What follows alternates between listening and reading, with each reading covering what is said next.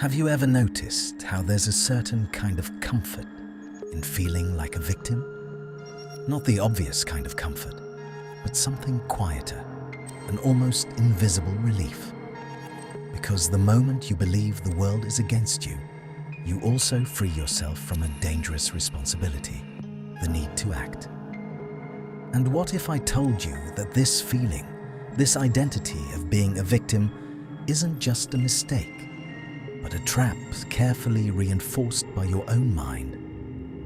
A trap that philosophers like Nietzsche and Epictetus recognized centuries ago, and that today is stronger than ever.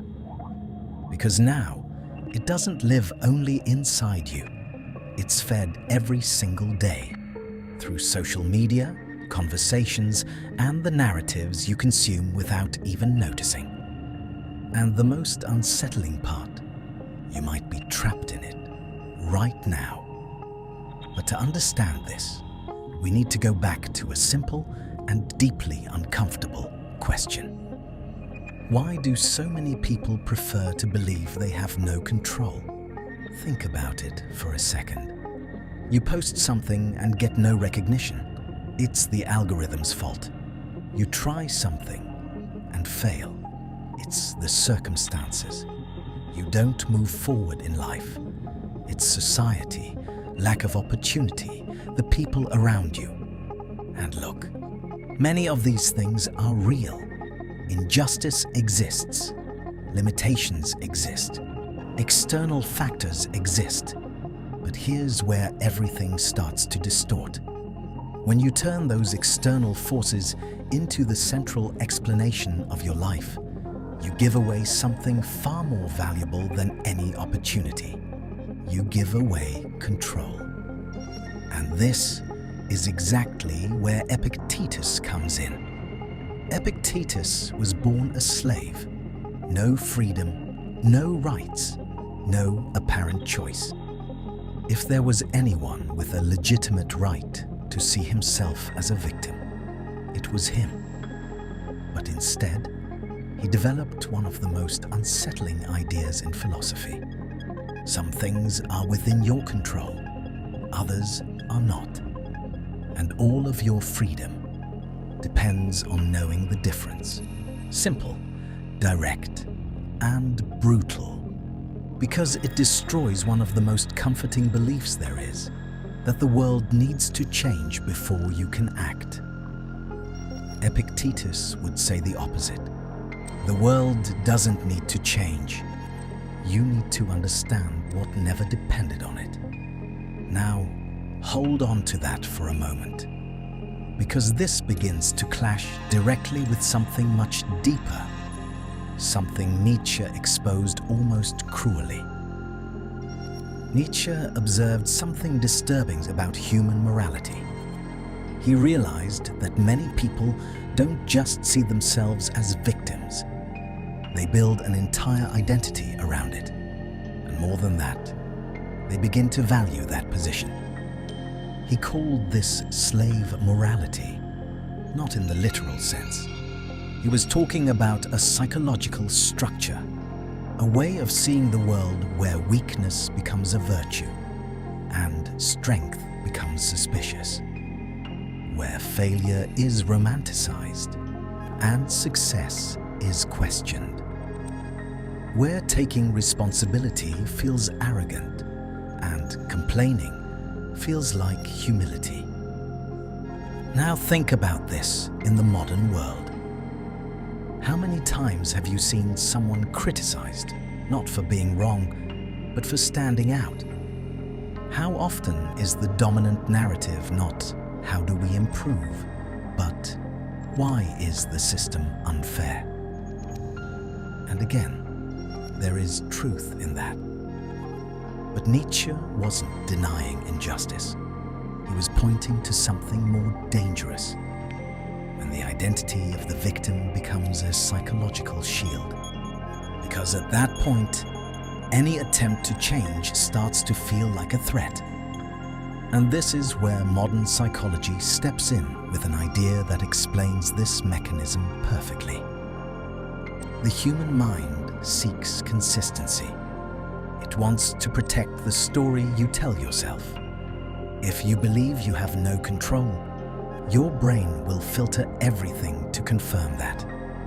This is called confirmation bias. You don't see the world as it is. You see the world as reinforcement of what you already believe. And now, it becomes clearer why victimhood is so powerful. It's not just a belief, it's a protection system. Because if you have no control, you don't need to take responsibility. If you're a victim, you don't need to change. If the problem is outside, you never have to look within. And that is extremely seductive, but also extremely dangerous. Because while you protect your identity, you destroy your capacity to transform. And Nietzsche takes this even further. He says this kind of mindset doesn't just limit individuals. It can infect entire societies. When groups start organizing around victimhood, competition stops being about growth and becomes about who suffers more, who has more justification, who can claim more attention. And in that game, no one evolves. Now notice something interesting. In today's digital environment, this is amplified. Social media rewards outrage, rewards complaints, rewards narratives where you're right and the world is wrong. Because that generates engagement, and your brain responds to it. Every like, every comment, every validation reinforces that identity. You don't just believe you're a victim, you start being rewarded for it. And here's where everything starts to close in almost perfectly. Epictetus' philosophy demands responsibility. Nietzsche's demands inner strength. But the modern environment often encourages the opposite. And that creates a silent conflict inside you. One part wants to grow, another wants to protect itself. One part wants to act, another wants to justify. And most of the time, the second one wins, because it's more comfortable. But here's the question that changes everything. What if that comfort is exactly what's keeping you stuck? Because think about it. Every time you avoid responsibility, you also avoid power. Every time you blame the outside, you limit the inside. Every time you define yourself as a victim, you give up the one thing that could actually free you, the ability to act regardless of circumstances. And that brings us back to Epictetus. But now, with more depth. He wasn't just talking about control. He was talking about perception. Because what really affects you isn't events, it's interpretations. Two people go through the same situation. One sees himself as a victim, the other as responsible. The difference isn't the event. It's the internal narrative. And that narrative defines everything. It defines your decisions, your emotions, your outcomes. Now think about this in your own life. A rejection can be seen as proof of inadequacy or as feedback. A failure can be seen as a confirmation of limitation or as learning. But here's the detail almost no one notices. Choosing the second option is not natural. It's uncomfortable because it requires you to give up the role of the victim. And when you do that, you lose something you might not even realize you were holding on to, the excuse. And without the excuse, only one thing remains: responsibility. And responsibility is heavy. But it's also the only path to any real form of freedom. And this is exactly where Nietzsche introduces one of the most dangerous and liberating ideas of all. He talks about amor fati, to love your fate, not accept it, not tolerate it, love it. That means looking at everything that has happened in your life, including the unfair, the difficult, the chaotic, and saying, this is mine. This is part of my construction. This does not define me as a victim, but as raw material. Now think about the level of power in that. Because if everything can become raw material, nothing can paralyze you. But at the same time, it completely removes your ability to hide. Because no matter what happened, the question stops being, why did this happen to me? And becomes, what am I going to do with this now? And that question is deeply uncomfortable because it forces you to face something most people spend their entire lives avoiding: responsibility for their own destiny. And this is where, exactly here, a critical point begins to emerge. A point that completely separates two types of people: those who remain stuck and those who transform. But there's one detail in all of this, a detail almost no one notices, and it can completely break even someone who understands all of this intellectually. Because understanding is not enough. Knowing you shouldn't play the victim doesn't stop you from doing it. There's an internal mechanism, silent, that keeps pulling you back into that pattern. A mechanism that isn't in philosophy, but in the very structure of the mind. And that's exactly what we're about to explore.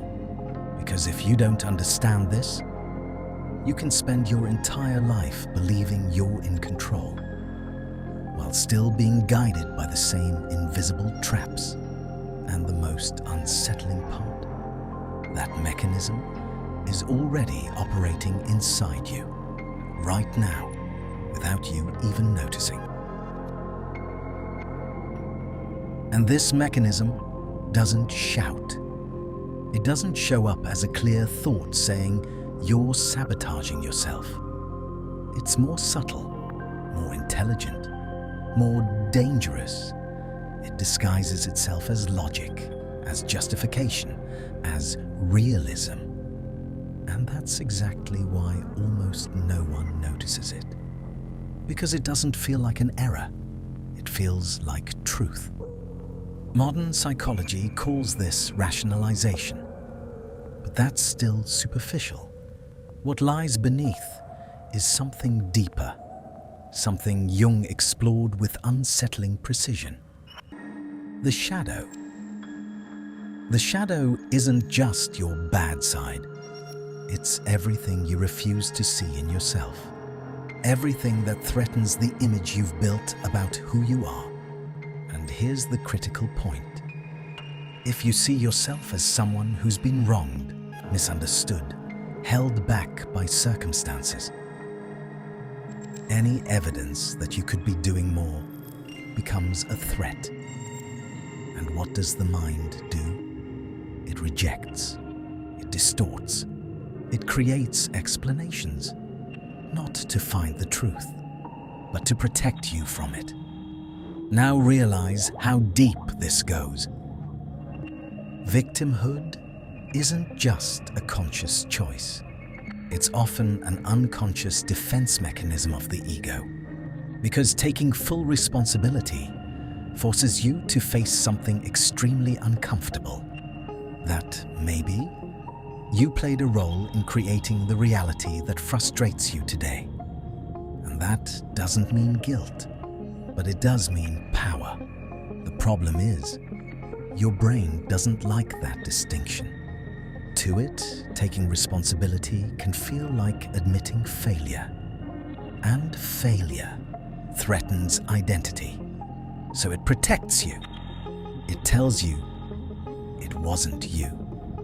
You did what you could. The conditions weren't in your favor. And again, many times that's partially true. But the problem was never the existence of these explanations. The problem is when they become the default, when they become automatic, when you stop questioning them. And this is where Nietzsche practically screams through his philosophy. Most people don't want freedom. They want psychological safety. Because freedom demands confrontation. It demands rupture. It demands letting go of old versions of yourself. And that hurts. But safety?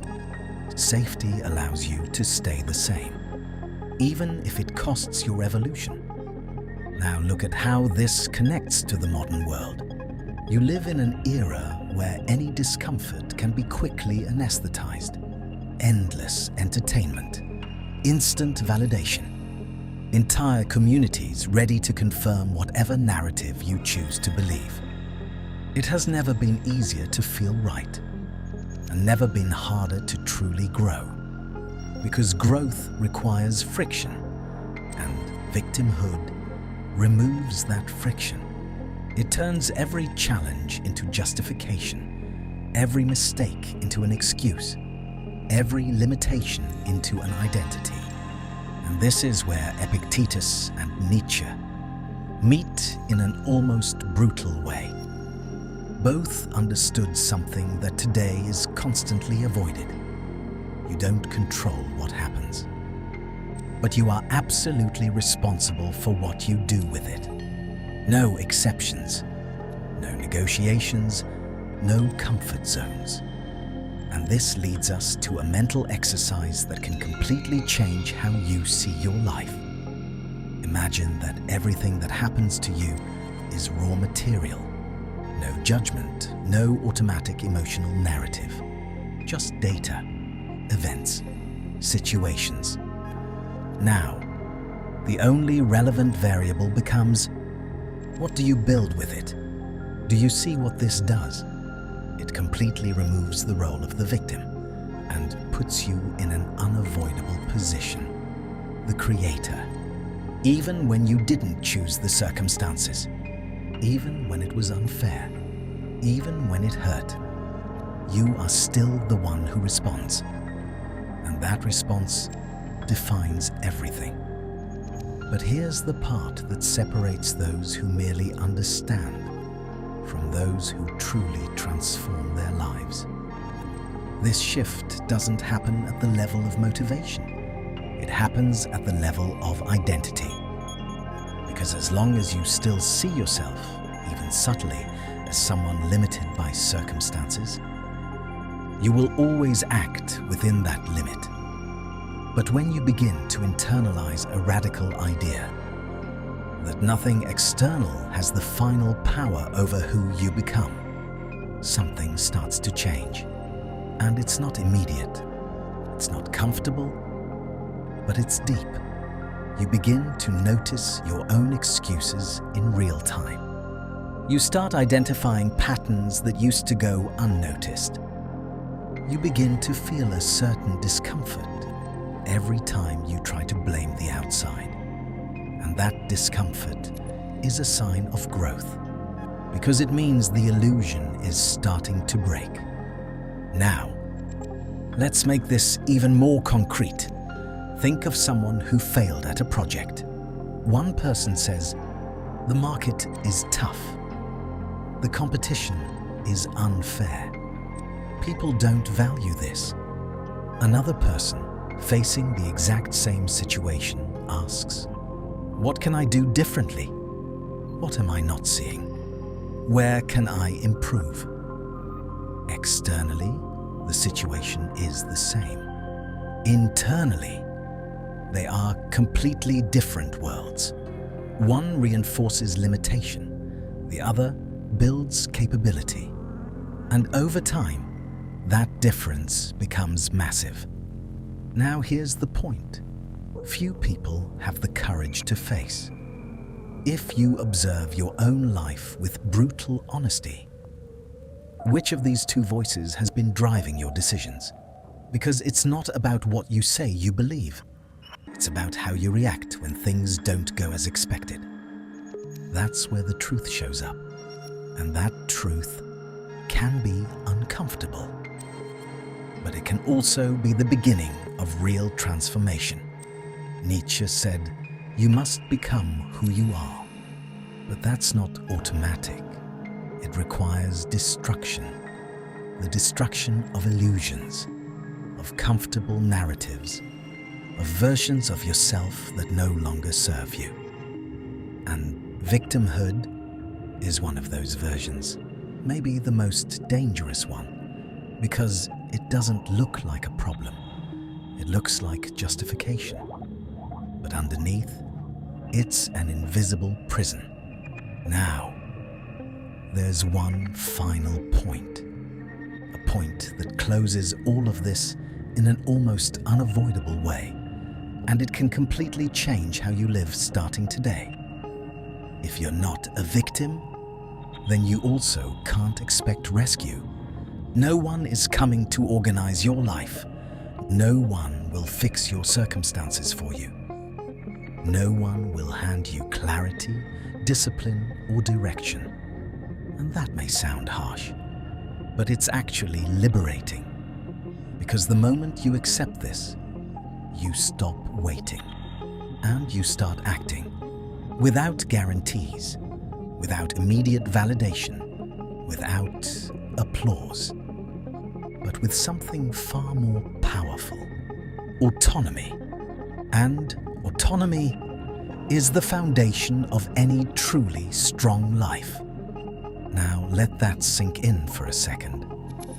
If all of this is true, if victimhood really is this silent trap, if responsibility is this turning point, then the final question isn't philosophical. It's practical, it's direct, it's unavoidable. What exactly in your life right now are you still treating as outside your control, when in reality it could already be transformed? And more importantly, what are you going to do about it now? If this video triggered something in you, discomfort, clarity, questioning, then you've already taken the first step. But it only matters if you continue. Go deeper, confront yourself, transform, subscribe to the channel Art of Awareness, because here we don't feed illusions, we dismantle them. Leave a like so this kind of content reaches more people who need to break out of this mental trap. And comment below, what's one excuse you've realized you need to let go of starting today? Because sometimes one honest answer is enough to start changing everything.